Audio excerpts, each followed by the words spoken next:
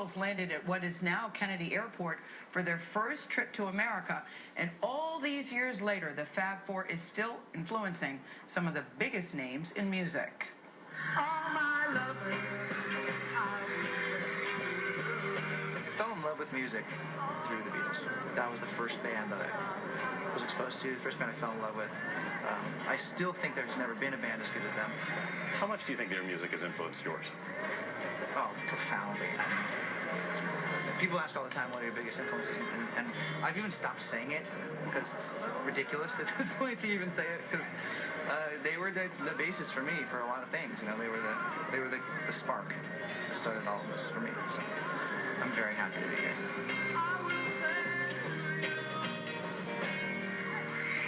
That is Adam Levine of Maroon 5 with our Anthony Mason. They'll be part of this Sunday special as CBS remembers the Beatles' very first visit to the Ed Sullivan Show. Veteran music journalist Bob Spitz is the author of The Beatles, the biography. Good morning. Good morning, Charlie. Clearly, the Beatles changed us. Did we change them?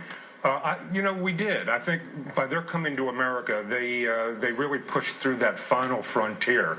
John always said that to get to the toppermost of the poppermost, that was his phrase, that they would have to break the American the market.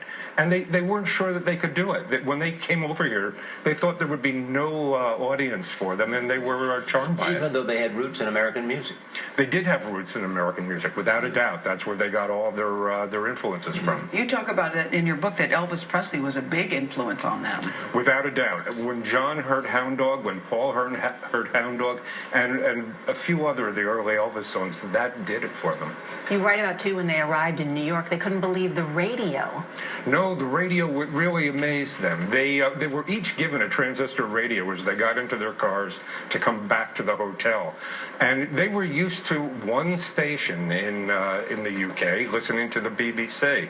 They couldn't believe that there were a wealth of stations, and they had that radio glued to their ear for 3 weeks. They called every station in town, and they found out that they were playing Beatles records.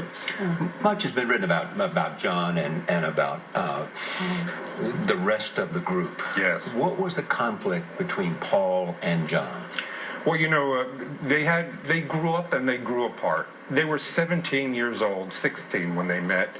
By the time the Beatles hit, they were 21, and by the time they were 24 and 25, they had become different people.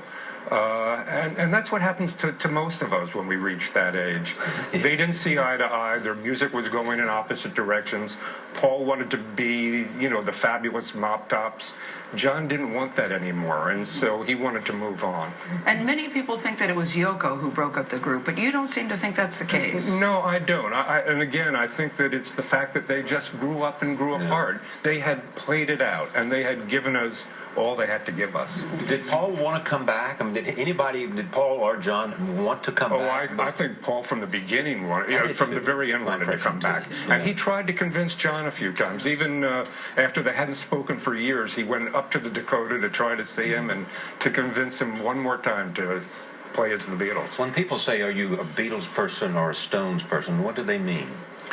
Well, they're two different forms of music. The Beatles played pop, rock and roll, and of course that evolved later on.